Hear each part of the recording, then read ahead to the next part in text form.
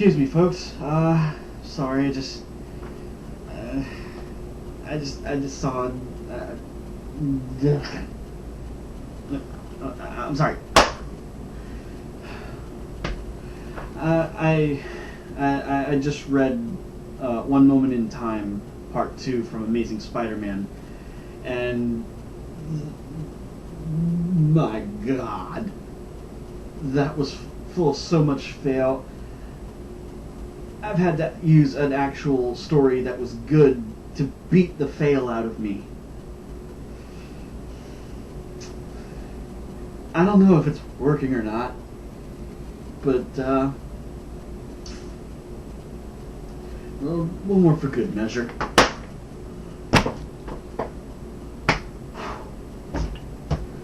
Okay, so cutting to the chase, we start with Peter and MJ talking about what had happened in the last issue. Peter telling her the story about the time he got in a fight with an average human being and lost. Bad. I mean, it's inexcusable how bad he lost. But anyway, MJ starts to say that she never knew that story, that Peter never told her. And I'll get back to that in just a second, explain why that statement is completely asinine. So, Peter goes on to say that he swung to the wedding as Spider-Man after he woke up and heard people talking trash about him.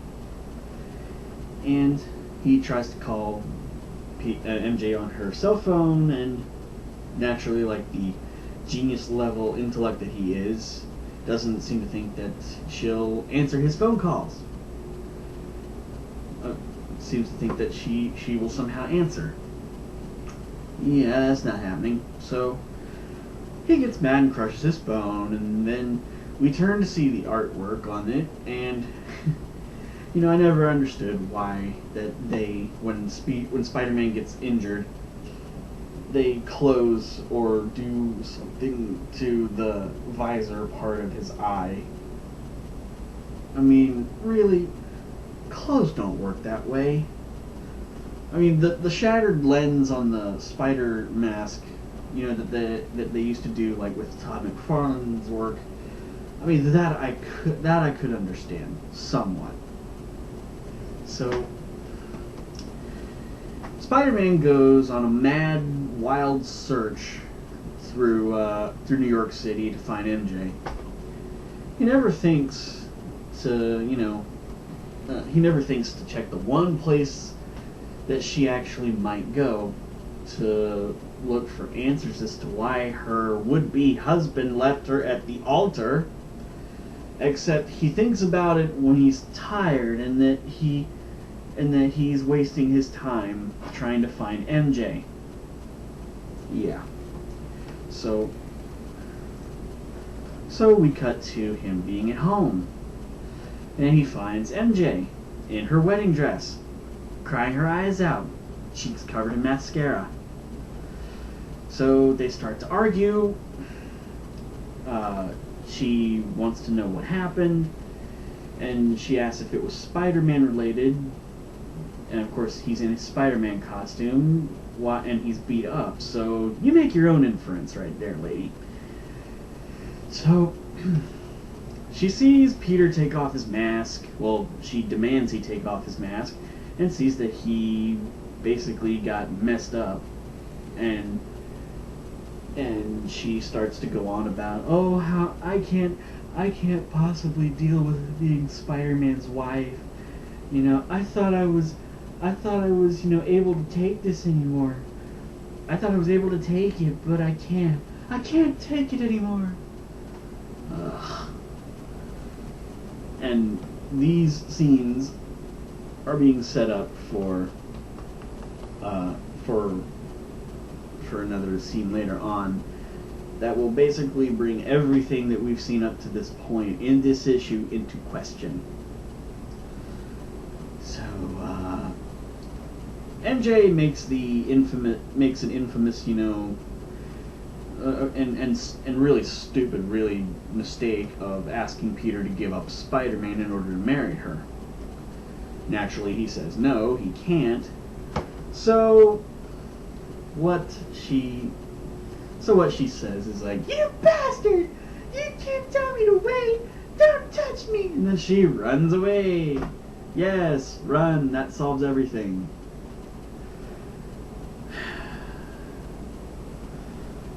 And of course, we go back to the present where MJ's telling about Peter the stuff that she never told him, and just when you think it might be something juicy and useful and have a point, it cuts to her having a talk with her Aunt Anna about Peter. Yeah. And Anna wants her to stay with Peter. Yeah, nope, pointless, absolutely pointless. So,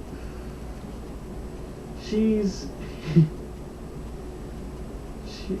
she's talking to MJ, saying how Peter's different from every other guy that she's dated, because usually after every guy she dates, it takes about 24 hours for her to get over him. But with Peter, she's been apparently distracted about him for the past few days. She's seeing him everywhere she goes, seeing him on TV, in the newspapers, when she works, and that's apparently getting to her. And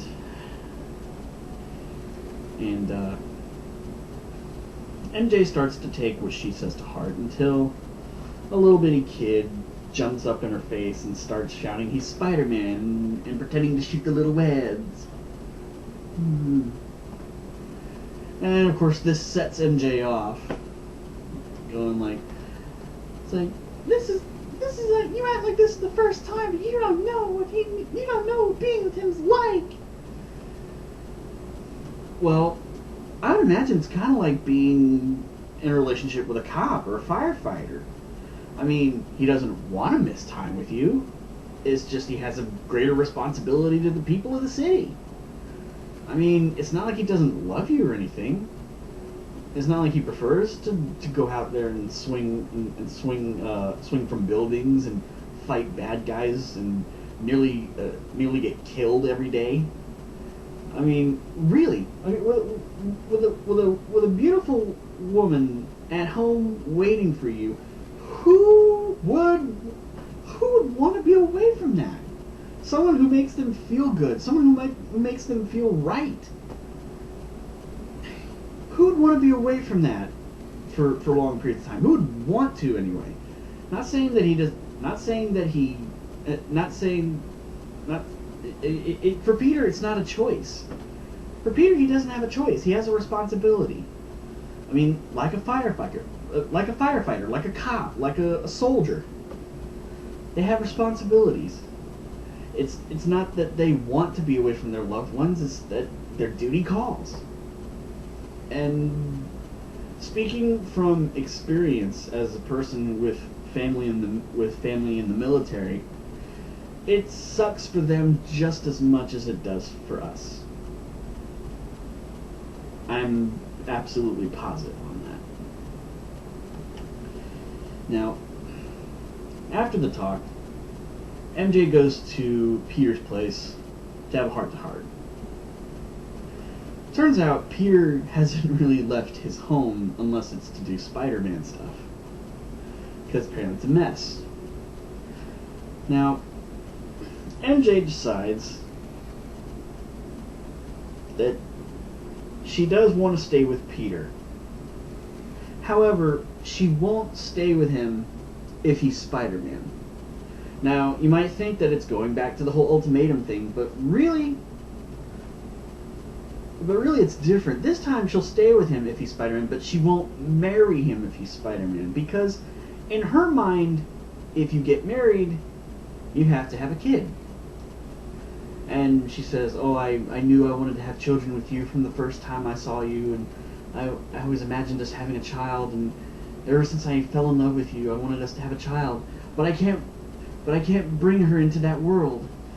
You know, and then she makes a really stupid comparison of Spider-Man's life to that of her abusive father. What?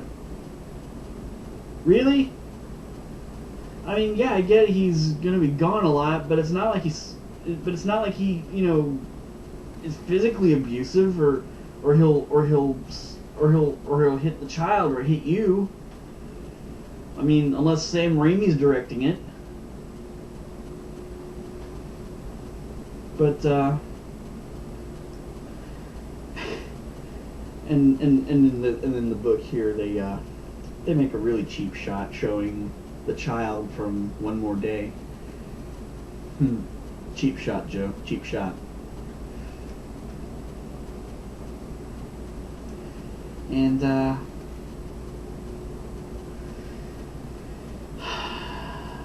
basically it's just the fact of the matter is that MJ doesn't want to have kids with Peter, so therefore she doesn't want to marry him unless he gives up being Spider-Man. Then that means they would have children, and it's like a flippin' catch-22 of bullcrap.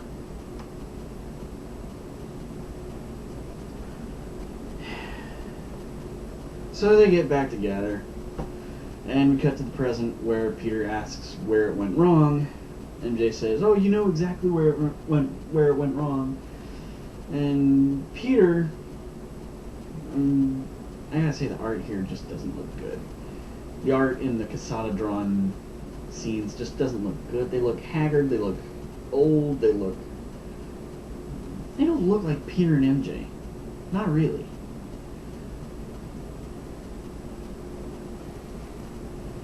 And then he goes outside, and then Peter goes, you know, outside of, you know, what happened to Gwen, unmasking was the worst mistake I ever made. Not the worst, but it's up there. If I hadn't listened to Tony, you know, if I had just, you know, Aunt May wouldn't have been shot. Okay, so apparently they've gone to the literal definition of what they said when they started this whole mess. It's that Peter and MJ were never married during the whole time. They were together, but not married.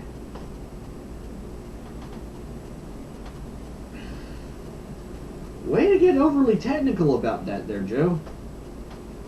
So, every single Spider-Man story happened, you know, from the Clone Saga to MJ's first death, disappearance, to her coming back, to their reconciliation, all the way through through Civil War, through the whole totem business, and now this. So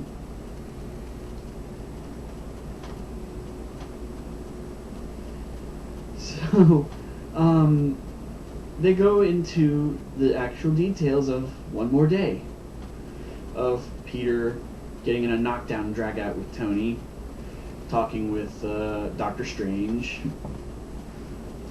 and the whole thing with, you know, trying to save Aunt May. And apparently in this new history, he decided he didn't want to talk to the little redhead girl, who turned out to be the devil.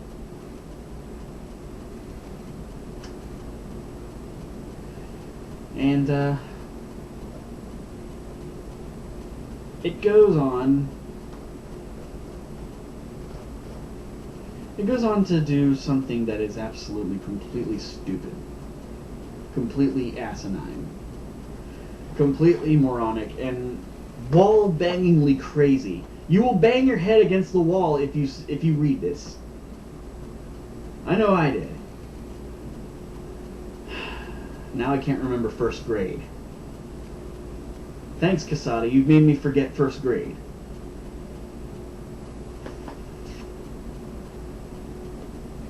Now, Peter and MJ, in this new continuity, still together. After Aunt May's been shot, they're at the hospital. They're having a talk. All of a sudden, Aunt May's heart monitor flatlines. And they start, trying to resuscitate her, trying to get her back. And just before the nurse calls the time of death, Peter shouts, "No!" So he starts to perform chest compressions and CPR on his aunt.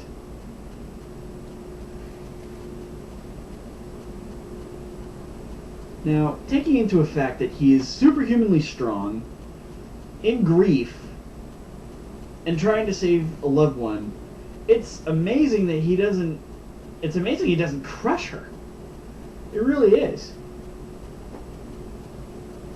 I mean, that's a heck of a lot of control there, pal. But then the amazingly stupid happens.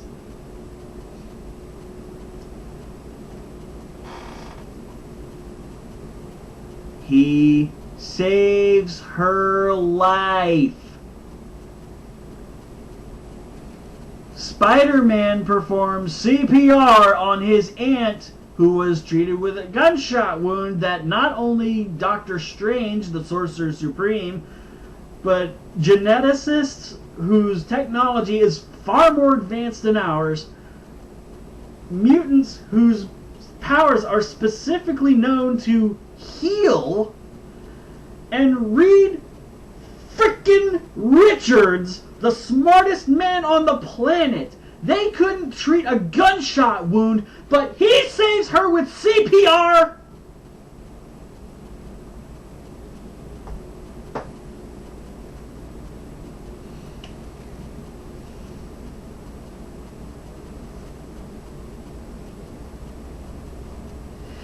Excuse me, folks.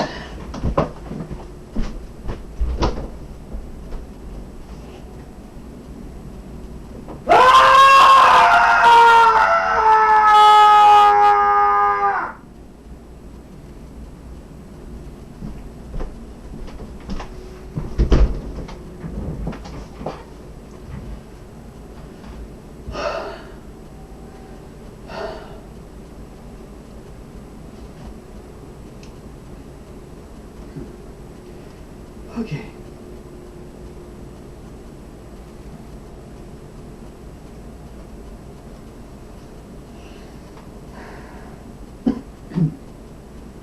Now, going back to what was said earlier.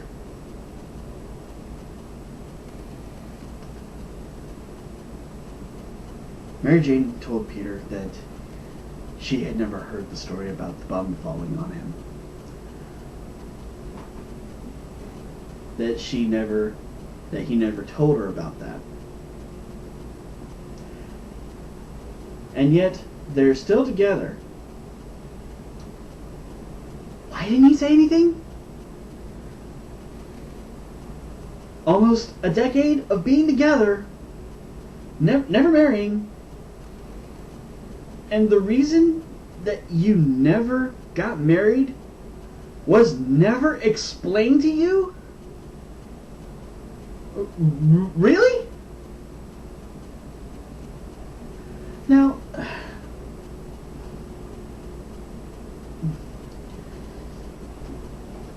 going back through this,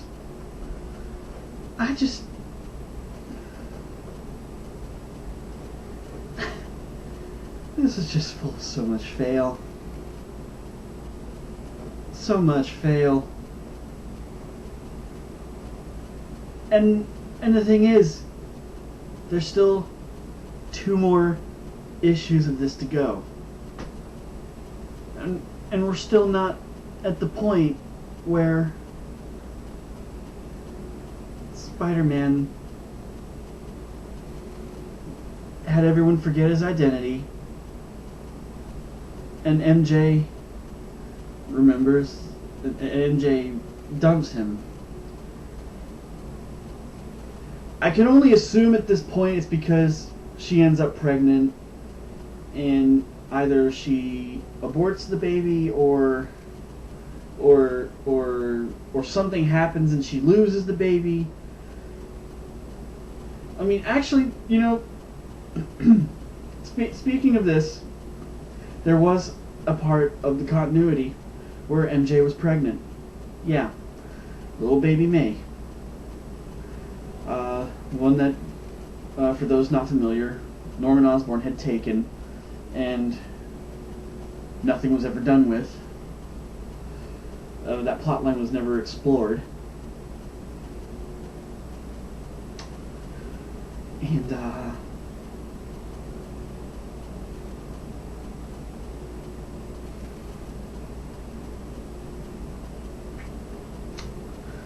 now,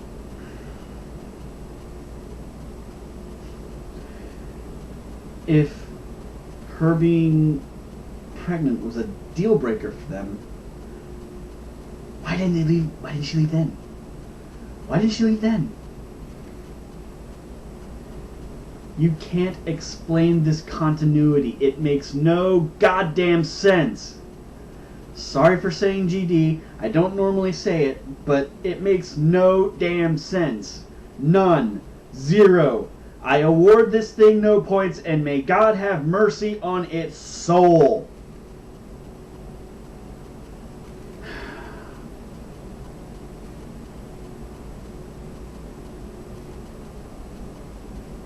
Oh, God.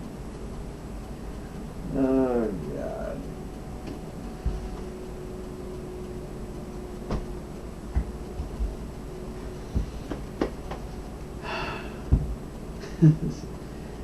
This is just stupid.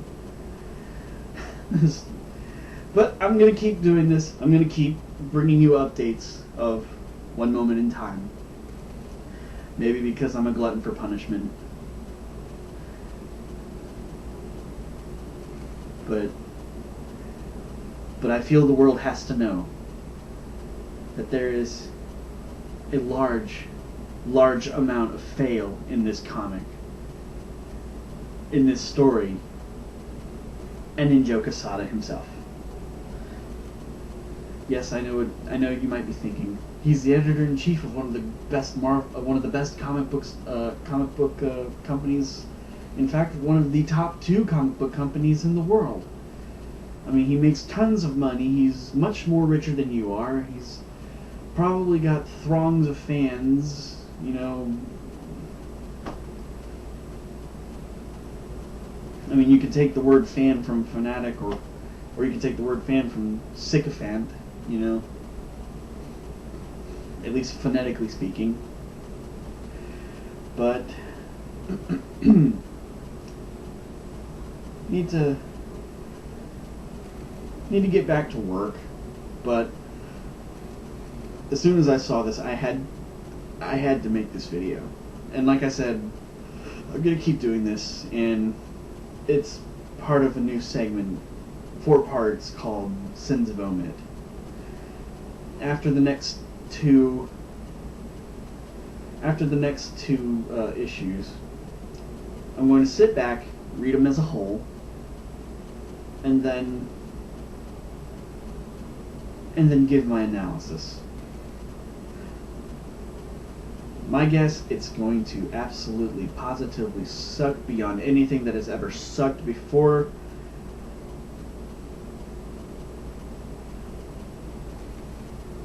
Yeah, it's pretty much going to suck. So, I'm going to see you guys next time. Take care.